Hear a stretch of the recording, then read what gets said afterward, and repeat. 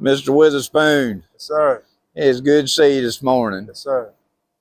Mr. Witherspoon, we wanted to take and go back in your history and get you to tell us a little bit about yourself. All right. I was raised by my dad and my mom.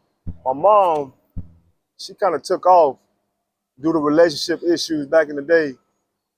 You know what I mean? My dad, they had issues. Every relationship has them. Anyway, they decided to separate. My dad won custody.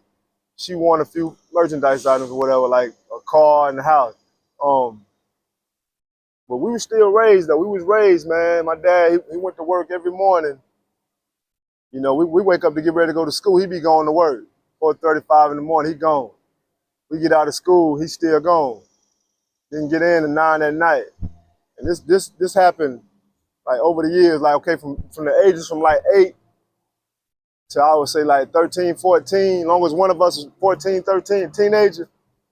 My Aunt Alice, she took a responsibility and watched us when we got out of school for a few hours until my dad got in. And that was, my Aunt Alice, she was a legend, man. She was a biblical woman, you know what I mean? She had it all, man. She done been through it all, you know what I mean? You name any kind of lifestyle, any kind of way of life, she been through it. You know what I'm saying? She's gone now. But she took on the notion to take care of us, and after that, it was just me and the boy, me and my brothers. We all came up in the house from the age 13 to about 18 years old. We didn't need nobody to look after us. You know, Dad would leave to work, Pops would leave to work. He'd be like, no company. Be in when the street lights come on. Make sure you get your grade and respect people. And you know, like I say, we didn't come up around, you know, beers in the refrigerator, cigarettes and weed in the ashtray. We didn't come up around that stuff. That's what life what happened. You know, you live and you learn, you know what I mean? And that's what happened to me. You know, I kind of made the notion and went left, you know what I mean? Started smoking weed at the age of about 17 and liked it. You know, didn't really know that I had an addictive personality, but I do. And, you know, weed is a gateway drug, but I think I'm shaping up and I turned out to be okay even though, you know what I'm saying? But we was raised, man. You know, we had everything a kid could want. And see, now, here I am 40 years old and I suffer from emotional distress, right? But I look at it like I'm a 40-year-old man now. I don't need nobody but me and Jesus. You know what I mean? I know that in my mind. I'm trying to keep that in my mind. But when you alone a lot, it hurts, man. You know what I'm saying? When you're a human, you wasn't made to be alone. Your mind takes off with you. Right. The kids, it's all about the youth, man. They can't take care of themselves. You know what I'm saying? So it's my job and it's your job to protect them, to keep them safe. You know what I mean? It ain't always just the parent. It's gonna take everybody together. You know what I'm saying? Everybody coming together. I need you and you need me, whether you believe it or not, brother. It takes a village. Yeah, that's it. That's what it's gonna take to survive. You know what I mean? Because we're living in a day and time, like the Bible spoke, you know, gnashing the teeth and teeth like sword. That time is almost here, if it ain't here already. We live in a world of condemnation. Everybody's so focused on telling the next person what this person done, what that person done. Instead of doing it yourself. Yeah, you know, I don't like stuff like that. You know what I mean? You should go to him and you should tell it, and you shouldn't even consider it if you ain't got no solution for him. Because if all you doing is making him relive whatever it is that he's going through every day, and that ain't helping at all. That's good. Yeah. That's good. Instead of focusing on the problem, focus on the solution, and then maybe that brother can, you know what I'm saying, overcome whatever it is his hindrance is. And live up to his fullmost potential. You know what I'm saying? That's the way he ain't, you know, going back and adding to the same cycle of the same stuff that happened to him. The definition of an integrity is doing the right thing when nobody's looking. You know what I'm saying? And that's tough. That's tough. It's easy. One thing, you can get on your spiritual, man, and on your positive and be well-rounded, and it'll show. It'll illuminate. It'll shine. It'll glow off you. Then people will see it. And you'll have that, you'll possess that. But see, the thing is, being able to keep it. See, you know what I'm saying? Like, I done studied my word, and I done had true encounters with God, and you know, even as a young one, you know what I mean?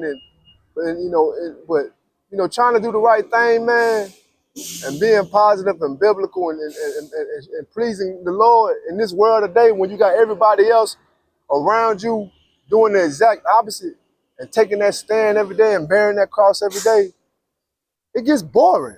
You know what I'm saying? You got to, but I hate to say it like that, but I'm gonna keep it real now. You know what I'm saying? It kind of gets to the point to where it's just repetition of repeating routine, and it gets boring. You know what I'm saying? Or either you really hadn't had that true encounter with God. You have encounter with God all the time. You know what I'm saying? But that true encounter with God is gonna make you thirst for it. It's gonna make you want to. It's gonna make you want to live like that. And there is a God, and it is a way, and it's true. You know what I mean? It really is. I like to know about this person and his way of life and the things he believes in, and this person. It don't matter what somebody has said about it. You know what I mean? I just like to know, because you're living in a point in time where you're gonna run across these people. You know what I mean? And if you're not aware, you don't know what they're doing, they're gonna eat you up, man. You know, and it really ain't even all about me. It's about the city, man. You know what I'm saying? Because you know that's what needs to be fixed, and it's gonna take the city to fix the city. We don't need other states or other, you know what I'm saying, agencies and stuff involved. We can fix his own problem ourselves. We got other stuff to worry about. You know what I'm saying? But we got to stop being so damn pig-headed. Come together and recognize that you are not Iron Chest Charlie. You can be stopped. You know what I'm saying? And get your intentions straight, man. What is your intentions? What are you intending to do? You doing this right here, right now, but with intent to do what? You know what I'm saying? That's what really matters, man. I'm trying to see where you're going with this thing, because we got people that make it happen for you. They're just trying to figure out what you're trying to do. You got to break that hate cycle, man. It's got to be demolished and over with, eradicated, destroyed. Destroyed means it's broken and it can't be put back together. And that's what's got to hate to anything dealing with hate. Anything that's not humane or humanity or you know, Forever Green or Team One. You got to get away with it, because it ain't gonna do no good. It ain't gonna do us no good. Kids are kids. Like, if they see a PlayStation over here and porn over here, they know they can play with this. They know they can't play with that. They gonna go over here and mess with what they can't mess with. You know what I mean? That's human nature. That's being carnal, of a carnal world with carnal like flesh. So it's our jobs as men and mentors, brothers, you know what I'm saying, to try to help refrain, keep them and abstain from doing that. You know what I'm saying? It's our job to try to keep them from, you know what I'm saying, give them anything they need, man.